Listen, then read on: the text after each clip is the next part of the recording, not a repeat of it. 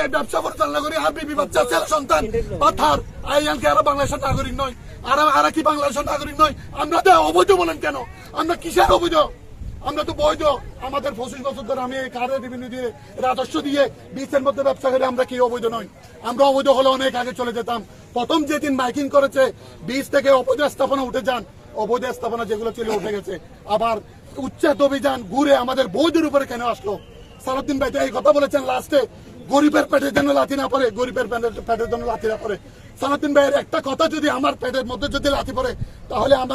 আমার ভবিষ্যৎ নষ্ট হয়ে যাবে এই বিচে আমি ব্যবসা করে আমার ছেলে সন্তান আমার বিবি বাচ্চা আমার ছেলে সন্তান লেখাপড়া করে 12 লক্ষ টাকা আমার ব্যাংক ঋণ আছে প্রতি মাসে আমার থেকে 30,000 টাকা ব্যাংক ঋণ দিতে হবে এগুলো আমি কোত্থেকে দেবো এগুলো যদি আমি দিতে না পারি গলায় ফাঁসকে আমি কি করবো আত্মহত্যা করবো এই দেশে বসবাস করা এই দেশে জন্ম নেওয়া আমার পাপ ছিল এইটা মনে করো আমি আমার ছেলে সন্তানকে কি জবাব দেবো এই পবিত্র রমজান মাসে যদি এই আমাদের মতো মানুষের হাতে যদি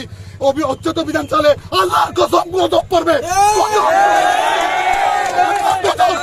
আল্লাহ বেশি দূরে নয় আল্লাহ আমাদের সাথে আছেন এই পবিত্র রমজানে আমি আপনাদের সাথে একটা কথা বললাম এই গণমাধ্যমে আমাদের কষ্টটা একটু তুলে ধরেন আমরা অবৈধ নয় কেন অবৈধ বলা হয় আমি জানি না আমরা বৈধ আমরা রাজস্ব দিয়েছি আমাদের কাজের ভ্যালু আছে আমরা ভাই পুরাতন জেলা আমি 25 বছর ধরে ব্যবসা করতেছি এই যে অবৈধ স্থাপনা